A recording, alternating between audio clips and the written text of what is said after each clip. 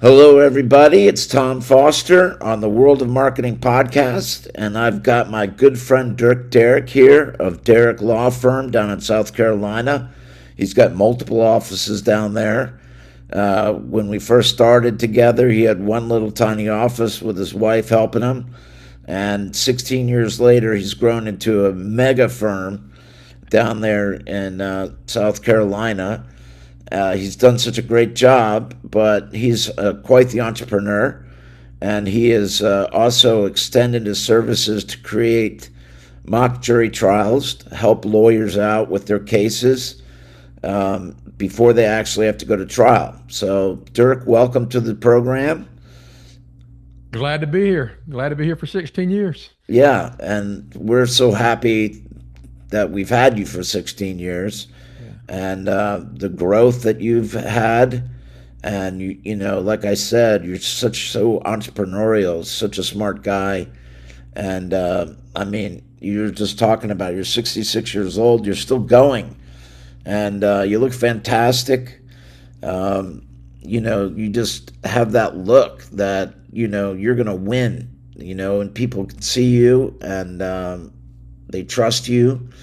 And as a result, you've been able to create this very unique jury focus group. So why don't you tell us a little bit about what this is, and we'll share towards the end of the program how people can get more information and contact you about it.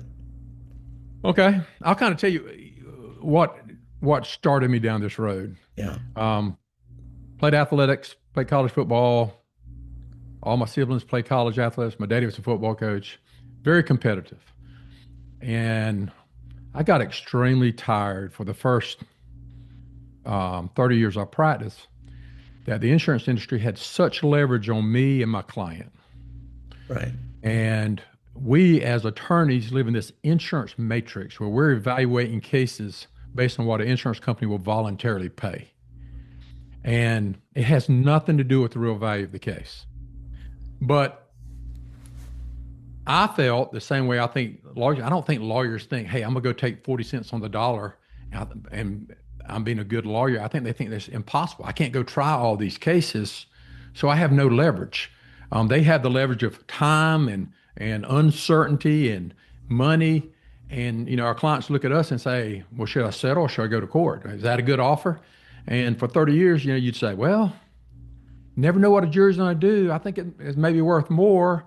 I settled one last week for more, but you can't try enough cases to Right. get the real value. And every case is different.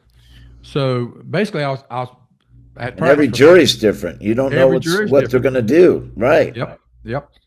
So after 30 years, I was building an office finally after 30 years of practicing.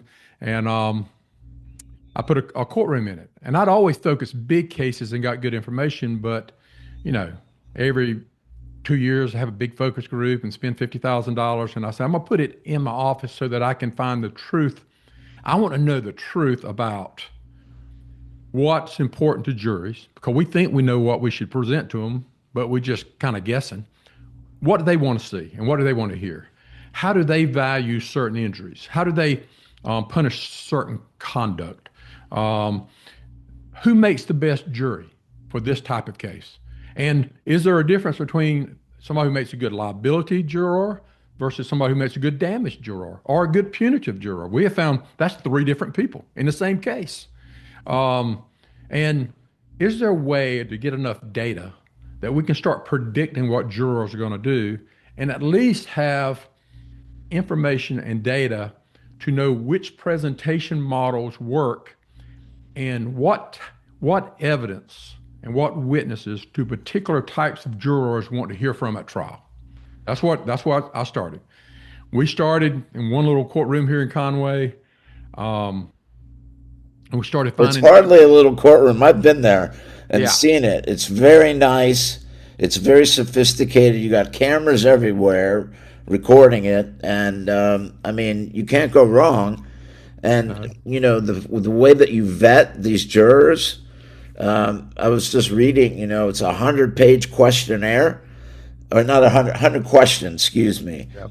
questionnaire, and it's like being a real juror. and Yeah. you get all this information, so you're able to place the right jurors with the right type of trial, Yeah. with the right type of We get case. we get 107 data points from them on demographics, which is what we always pick juries on. We kind of guess based on a demographic. But we also got life experiences, which is important, and beliefs. We never be able to pick a jury based on beliefs. Right. And beliefs are really they're the aces. Yeah. You get down to what somebody believes about lawyers and lawsuits and pain and suffering and paying somebody in a death case. You start getting down to there, you start dividing people up. But we get 107 questions for them to register, and I think we're up to 26,000 people who have given us that data Wow. and who are on our mailing list. So you got 26,000 people. I think we've run through about 11,000 people through our services as of right now. How So we've many got how many have you done? Mock trials. um, I think we've done over 600. So there's been Wow. over 1,200 particular juries. Because we divide them up into two juries. So we've watched 1,200 juries deliberate, Okay. and and so we got that data on them. And you look at those data points and those questions. You say, well, I bet that person's going to be this, or I bet this person's going to be that if they answer this way. But we're not guessing at it. We actually then let them decide cases. We grade them against the average of that case. Good juror for the plaintiff, a bad juror for the plaintiff, good for liability, bad for liability, good for actuals, good for punitive, bad for actuals, bad for punitives. And they get a grade. And when you on one case you can look and you can look back at the data points and say, what's the data? What's the questions? Which ones of these 107 questions made a difference in somebody being a bad juror and a good juror? Where did they divide? And we can look at it and say, he goes to 12 questions that were statistically significant in making somebody a bad juror. We don't get voir dire in South Carolina. If I had voir dire, I'd be cheating because I'd know the 12 questions to go ask to separate them. We have to do investigations before they come in the room, but I want to know what it is. What's the data points that separate good and bad jurors? And so we're doing that. We're using it to find the value of cases. Well, before we get there, I just have a couple questions. Do you bring Okay. in so the lawyer that's doing the case? Do they bring in their witnesses? And is there a defense lawyer that represents the insurance company? Do you have all that? And is there a judge? There's no judge. I'm the judge for outside attorneys. I Nice. kind of lay the groundwork and introduce the case. Some outside attorneys in some big cases will have. It's very, very important. I think it's a must. The jury doesn't know who hired us. They don't know if it's my case. They don't know if it's Joe Blow's case. We ask them at the end of the case, who do you think hired us? And I hope to get a 50-50 response, plaintiff and defense. I don't want them to know who hired us. I don't want that bias in the room. It's very important that there's a full-throated plaintiff argument and that the facts and the arguments from the plaintiff side are presented the way it would be in court if the case was today, based on the evidence that we have today. Same thing from the defense. It's very important the order at which the jury hears it. I like it the same order as an opening statement because of confirmation bias. Right. And it's very important that the jury takes it serious. I tell them, because we do it, 98% of the time, the results of these things are shared with everybody involved with the case. I'm not doing it just to find out. I mean, we leverage it in one of three ways. We either find out what additional evidence we need before we can get the real value. If they tell us they need to see A, B, and C, go get it. Let's come back and evaluate it again. Or we show it to our client, or we show it to the insurance company. But we very often show it with everybody because we're trying to get real value faster. So we're trying to show them what the real value of the case is, and we're trying to get it without the necessity of going through the entire litigation process. Because Right.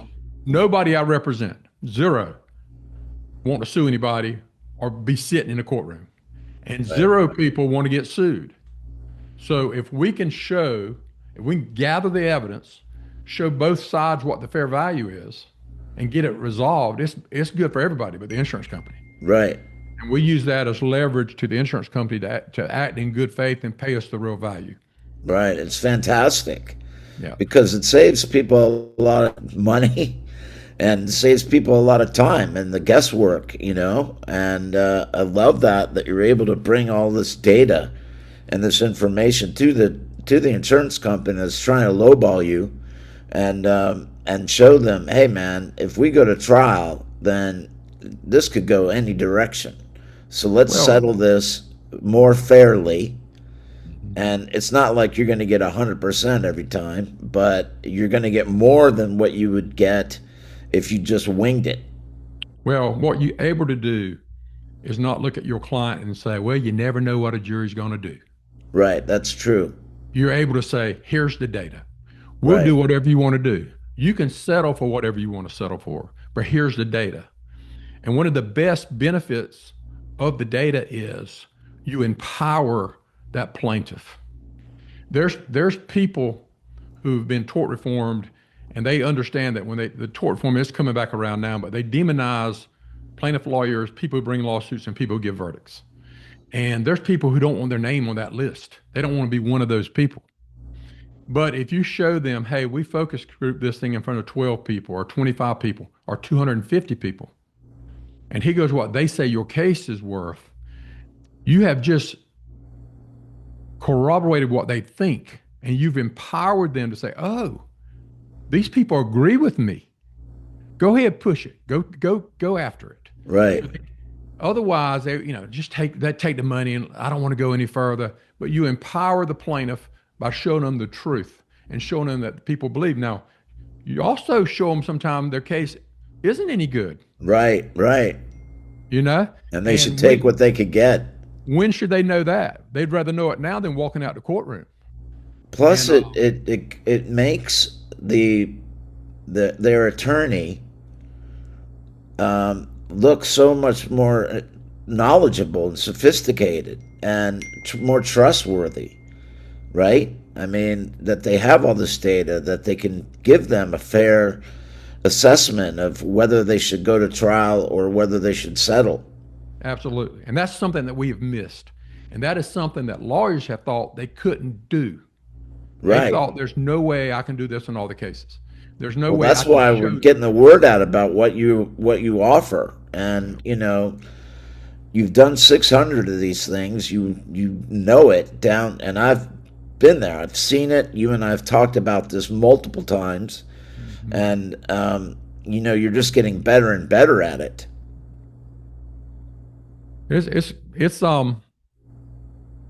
I was just speaking to another group that I'm a member of about what we're doing and the effect it's had on us. And I really, if you just really wanted to know what drives me before I get to be 76, I would love to have a data set across this country that empowers plaintiff lawyers and plaintiffs across the country. That's better than anything on the other side. Yeah. I know when I do a focus group, I got better data than Allstate, State Farm, Progressive. I got better data on this case than they do because they Right. won't pay to have it done most of the time. Now, if it's a multi-million-dollar case, they may go do it. But I know I got better data. And when I give it to them and say, hey, here goes what the jury says, and in South Carolina, you got to act in good faith. You got 15 days to pay me your policy limits or it's off the table. I've now flipped the leverage. We use truth to flip leverage. Right. And it works. I was presenting a while ago, and I was showing them not to brag and say, "Hey, look at me." I'm trying to show people the result of doing this, and whether they want to do it themselves or let us help them, whatever. It doesn't. Just do it. We've in 2018, we weren't doing it. In 2019, we started doing it. As of the end of 2025. Our average case value has gone up 150%, which means when we were living in the insurance matrix and doing what the other lawyers thought, we thought we were selling for good money. We're taking 40 cents on the dollar on average.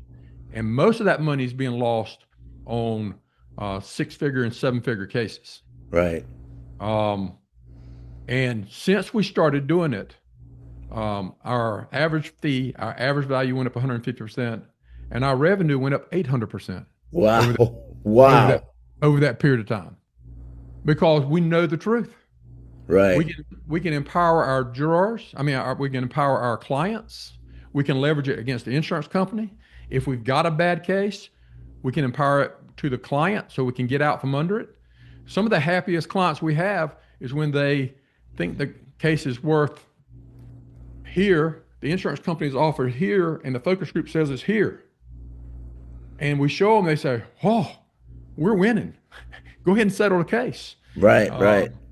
so all we're trying to do is find the truth. I got Yeah. some attorneys, they'll focus group case, say, "Well, I didn't get real good results." I said, if you gave the facts and the evidence from the plaintiff, the facts and the evidence from the defendant, equally as enthusiastic, whatever they say is good results. We just want to find the truth because you don't want to tell your client something that's not true. You surely don't want to tell your client they got a $2 million case and it's worth $30,000. Right. For That's sure. a bad day after trial. Right. Uh, Do you so coach the attorneys beforehand? well, they've got to watch so many focus groups before they do one. Oh, really? Our in-house, the outside attorneys, when they contact us, we'll send them a sample of a presentation, show them the forms we use. They can add to the forms if they want to, show them the AI report they get at the end of the case. So they can look at just a sample of everything we do. How are you leveraging AI now that you mention it? A lot of ways. We are outside attorneys, if they don't want to take the time to build the presentation, they can Dropbox us the evidence, the depositions, the demand letter, the pleadings of their case. We'll put it in our Eve AI, that's a secure AI program. We will summarize everything and we'll create the draft of the plaintiff's presentation and the defense presentation and send it back to the lawyer. So Wow. that's the first thing. When we started doing this, our lawyers were spending a day and a half, 2 days to get the presentations ready. We can speed that up greatly with Eve AI that summarizes evidence. It looks at everything in our file. You can then do PowerPoint presentations. So that AI is really speeding up the preparation. The second way we do it is when the case is over, we transcribe everything that these jurors have said in our room, our office, with Descript. You can identify which juror said it. And once you say, hey, this is juror number one's voice, every time that voice speaks, they put that on juror number one. So not only do we have their data points, how they decided the case individually, what they said in the jury room, and what they say at the end of the night when we squeeze them. So we're getting everything that juror said or decided that night and helping us pick the best jury. And to tell us what we have to do to best prepare that case. So we're using AI for that. Nicole, our data person, Specialist. Yeah. specialist, she gives the attorneys a 20 or 25-page AI report with charts, graphs, Wow. top 10 things that you have to prepare, the reasons they say they decided these issues, the things they think could exist that would change their mind, a breakdown on what each juror, who they were, how they decided. So it's about 25 pages and it's AI generated, but it's just like drinking from a fire hose. I mean, it's just all this information about your case and what you need to do to get it ready for trial if you're going to trial. And So, also use it. You can use it. We've had some of them say, can you do a demand letter for us and just put that in there and send it to the insurance company? I had a guy did it. The case is going to come up for trial. I think the next week we did it, got good data results. We made a demand, sent it to him, updated his Tiger River demand in South Carolina. And I think they went from 1 million to 7 million oh my God. with a letter. Oh my God. I mean, So we you're like, solving so many problems for these guys. I mean, and you're providing so much that, it's a no-brainer. I mean, So who is this not for? Like who is it? We can tell who this is for, but who's it not for? It's it's it's not for. There's nobody unless if the only person it's not for is if you only want to take cases where there's no permanency or punitives. Um, we've done murder cases. We've done abuse of power cases. We've done cases on municipalities, but most of our stuff is personal injury, med mal, premise cases. Um, and what I try to tell lawyers, and we got people now. We just expanded to this next step. We've been doing these one focus groups at a time, and people have used us the same way I used to use focus groups. I got a big case, and they come in on a big case, and we're increasing the value 5, 6 times, or they come down. We had in the last Tuesday had a med mal case, came in had a zero offer. We focused it. The jury said it's worth $30 million. I think they said it was 24, 23. But when I asked them, what would you ask for if you were the plaintiff's attorney, they had no problem at $30 million. The attorney tried it 3 weeks later, asked for $30 million and got $30 million on a zero offer. Wow. Now that's huge for med mal, Yeah. which are some of the most difficult cases to try, Yeah. because you're up against tough insurance there. Yeah. They would have settled for 1.2 if Wow. if they'd have paid it. And in that same time period, we got a zero, got a $21 million verdict in Horry County. A firm came in and used us. Another one used us, had a zero offer. It was a med mal up in Spartanburg, got 16 million. Because you learn, if you'll listen to what these people tell you, they decide cases differently than what we think they decide cases. Right. I mean, we're thinking like lawyers. I always build a case based on the pleadings. The plaintiff pleads this, defense pleads that. Let's get evidence to support it. And then I started watching these people. I said, "Good Lord, nobody's mentioned that. Why are they talking about that?" Right. But you want to know in your case what they're going to be talking about and what they want to see, even if it makes no sense whatsoever from a legal standpoint. Has nothing to do with proving your case. You need to know what the rabbit holes that the bad juror. And I pray in every case that we have a bad juror. The defense juror who's acting like a little defense lawyer in the jury room. You Sure. want to know everything he attacks on your case so that you can empower the real jury to say, when somebody says this, you say that's an illegal consideration and we're not going to be part of an illegal verdict. When somebody says this, you say that's outside the box of evidence. The judge told us we can't consider that. And if you don't know what they are, and you can't directly tell those good jurors how to shut that person up, you'll give that person free rein to try to take other jurors down that rabbit hole. And Right. they'll Right. try. They'll try everything. And if they shut them up enough, the last thing they say is, "Well, I just hadn't seen enough evidence to give that kind of money." So you better prepare somebody to say, "Well, the judge said we got to decide the case on the evidence we're presented." And so we can't guess what other evidence may exist. It's got to be on this. And Right. if you get all those rabbit holes by watching these people, then you have a chance to shut them up at trial. So are you comfortable talking about what you charge for this service? Yeah, yeah. We um the first thing we charged, and if they knew what my team looked like, they say, how you.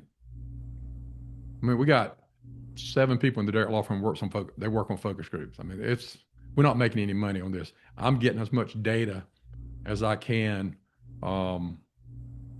to build a product that will beat the insurance industry. But we charge from the time the jury sits down to the time the jury leaves, $3,000 an hour. That's for our whole team, audio, video, host. That's marketing, getting a demographic jury to show up. That's hosting the virtual. It's doing all the AI reports at the end. It's everything. But we only charge from the time they sit down until they leave at night. And what's the average time that they're doing this? 4 hours at night. Most people Okay. do it from 6 to 10 at night. And plus they pay however many jurors they want, $25 an hour. So if Okay. they want 100 or if they want 12, it's up to them. So our normal charge is $12,000 to do it, plus as many jurors as they want. So no, Um, you get nothing from the actual case result. You don't get like a referral fee. well, that's the first model. The Okay. second the second model, if somebody just wants to do it on a cost basis, and most people with these multi-million dollar cases, that's the model they don't use. The other model, you were asking what attorneys is this not for? Right. There's a group of lawyers who are like I was 15 years ago. They're by themselves. They got a case. They think it may be worth more, but they've offered them $200,000. They just they're 500 in coverage. They just don't have time. They're managing their office. They don't know what to do on those cases, and they don't want to put any more cost in it in case they lose the case. They don't have the financial backing that you Right. have They with don't have Juro. 12 grand to throw around. Right. So I say, listen, I'll do it on a contingency fee basis. Yeah. You come in, you've been offered $200,000. You don't lose that. You don't lose any of that. I'll do it on a contingency fee basis. We'll focus it. And any increase I get on that number, Right. we'll split it. Wow. We'll split it. You give me, I think it's 10% of the gross settlement. So if you got a 40% contract, you basically give me 25% of your fee to try to increase it. And it's only on the part that we're increasing. So you're still keeping, two-thirds or three-quarters of the increase in fees, and we'll do that on a contingency fee. That's great, I mean, Dirk. that's I mean, you're really helping lawyers out. I mean, you truly have a product that is helping plaintiff lawyers um, with a big problem. And you're such a good guy about it. You can tell that you're what you're in this for, and that's to help them not suffer like you did for so many years, yep, and to yep. get the best case. I'm going to show the page real quick that they can get more information from you. Well, hold on a second. Let me find it real quick.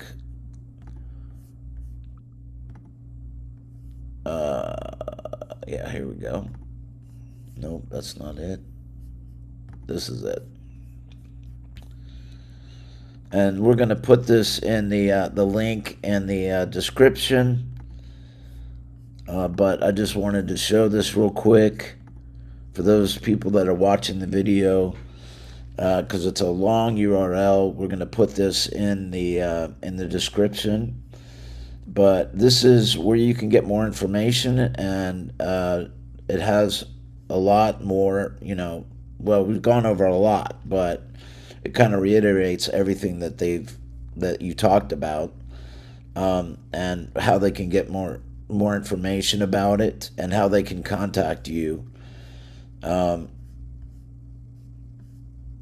and it has examples.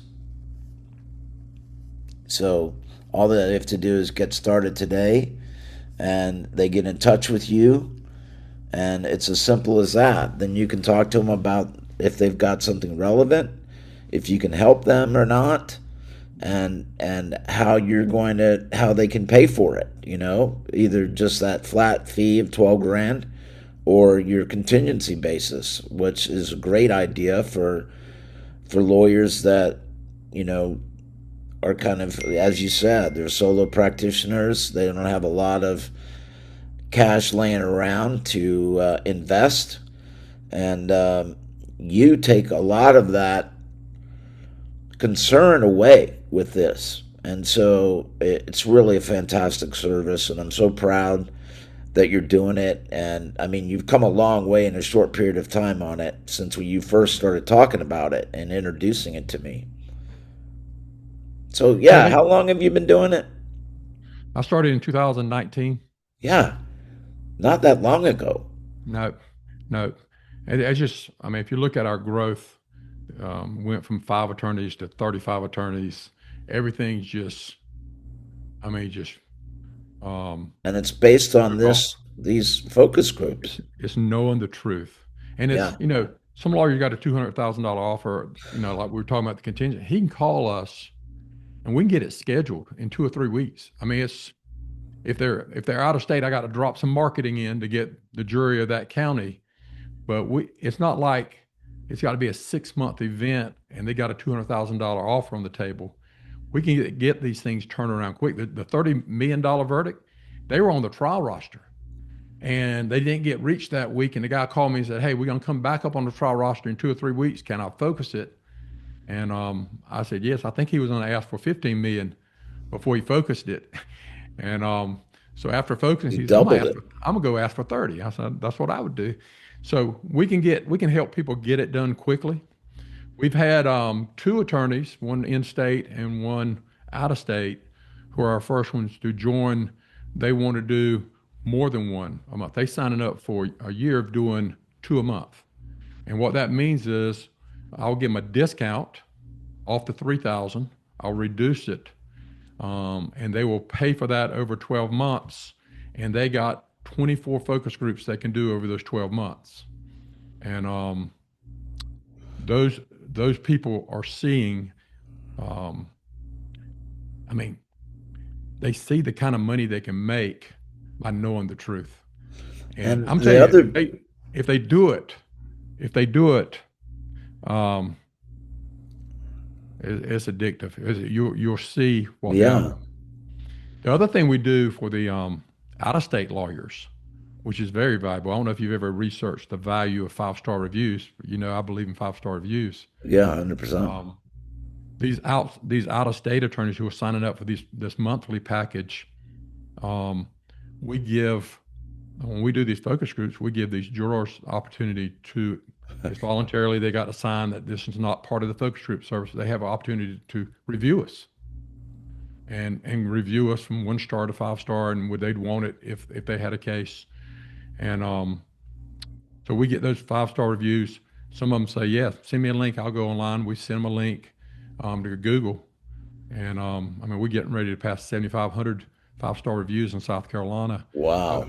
Those outside attorneys who sign up on the monthly thing, they will get the reviews. The focus group people will be reviewing their focus group, so they'll get those reviews, Right. and we'll send links to their Google pages to the people so that they can increase their 5 star reviews at the And that same is time. so critical, especially with AI search. Yeah, Is that's what AI looks at is reviews yeah, and content, but reviews is the first thing it looks at. So that's a very good benefit. The other benefit that they get is to work with you, with your knowledge base and your expertise. And I encourage everybody to go check out DerrickLawFirm.com to see what kind of case results that Dirk and his team have gotten over the years, and just to check that out because it's very impressive. And getting 7,500 5-star reviews, I've seen your billboard where you've got that right up there. You yeah. don't have your face up there. You've got No, just a 5-star review, even though I think that you should put your handsome face up there, and I told you that before, but you've got that 5-star review. I saw a couple of them when I was driving around. yeah. So that's really fantastic. Well, Dirk, thank you so much for your time today, buddy. It's great talking to you again and talking about this great, excellent service solving a big problem that attorneys have. And, kudos to you for doing it and creating such a great environment for it and, just making it better and better with your data and then providing all these other additional services that, it's beyond just doing a focus group, getting the 5-star reviews, getting the presentations, to help them prepare for the case if they go to trial, and negotiating, getting them confidence about negotiating, a higher settlement. Yeah. So you just do And a cre- wonderful and service. and creating a fan base. Yeah, I that's mean, true. we get a lot of case referrals from people who have served on our focus group. Right. That's another great point. They Yeah. they they come up here and serve, and they're seeing that we're up here at night working for our clients. Yep. And we've actually been able this while we're growing. We we have reduced our cost of acquisition. Our cost of acquisition of a client last year was under $1,500 Wow. because of this fan base we built with people seeing behind the curtain and seeing what we're doing for our clients. And I mean, it's a win for your client. It's a win for your pocketbook. It's a win for your marketing with Yep. 5-star review, and it's a win for your creating relationships with people who are coming into your office or listening to you present. At the end of the night, we tell them what law firm it is. Um, so you have a chance not only to create fans from clients, but from people who are participating. Right. Um, it's a win-win-win for any lawyer who's not scared of a little bit of work, because I do work at second shift. Um, Yeah, but you're right. It's a win-win-win. It's a no-brainer. Like, I don't know why somebody wouldn't do it. You know, if they got a big case or a little case that they are unsure of. I mean, Mhm. they can't lose. I mean, they can't lose getting this done. I mean, I, that's yeah, that's what I, you know.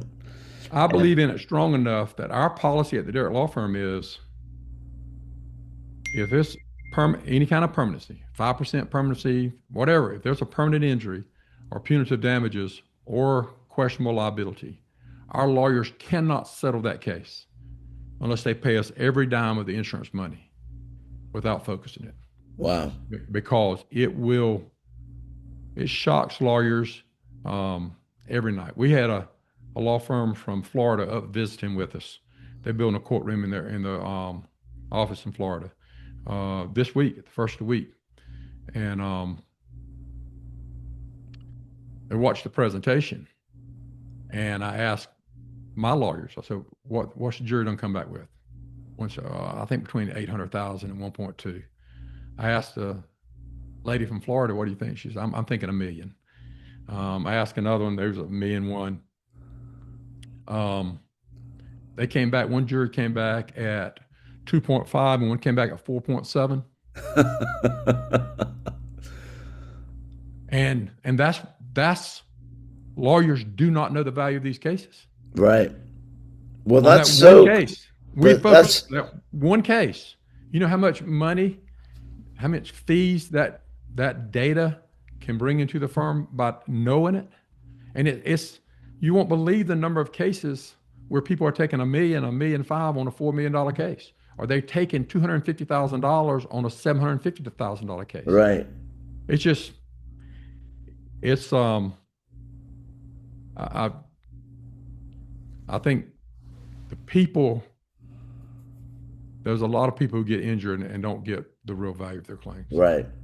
Well, and I just want to bring up one last point. What you just said is that, you know, you had this attorney from Florida, this firm coming up to check out what you have going on so they could build one themselves. And that just shows what kind of character you have, you know, that you're sharing what you're doing with others, you know, and not holding on to it yourself. Like, Mhm. you know, you're just, you know, and so you're just a good guy, you know, helping out your fellow attorneys. And, you know, okay, I'll help you build a courtroom too. You know, I'll show you how I do it. And Mhm. come on up here and check it out. I mean, that says a lot about you, Dirk. Yeah. Well, before they left, they said, hey, "Are you thinking about franchising this?" Because when they come up, they they actually see how involved it is. Yeah, You know, I think a lot of lawyers, when you say focus group, and I used to think this, you say focus group, I'm thinking, okay, you're getting 10 people off the street who's trying to make a dollar. You put them at a table and singing Kumbaya and what do you feel about these facts? Um, and I'm not paying money for that. right. Well, But when this you is come way more in and see sophisticated than that. you have courtrooms, they feel like they're doing it. You let them know it's going to make a difference. You present the case to them. You get video of everything. You get videos of the deliberation and everything that goes on. And so they brought in who's going to be their focus group coordinator. And so she hung around with my coordinator for a while, and then she went and hung around my audio video guy, and then she hung around with this person, the person who brings in and makes sure we have demographically correct juries all over the country.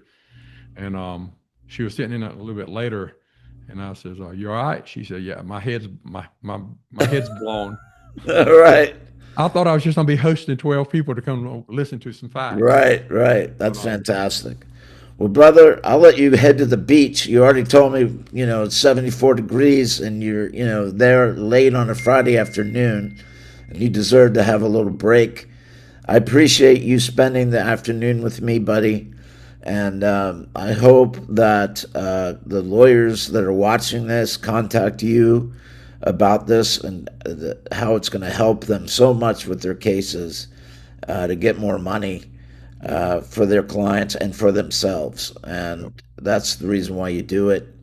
And you're a great guy. I've known you a long time. You're a man of great character and smart guy. And so you keep it going.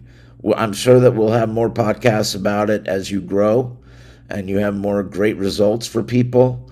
But I'm just trying to get the word out, as much as I can to my client base and to the people that listen to this podcast about what a great offer you have here, buddy. And if anybody wants to see how people leverage it, they can go to the DerrickLawFirm.com, and we have something called the Appraisers Podcast. And that is a closed podcast just for plaintiffs' lawyers, where we do case studies, where we talk to lawyers who focused it, what the issues were, what they learned, and how they leveraged it, either to build a better case, settle the case, get more money, or get ready for trial.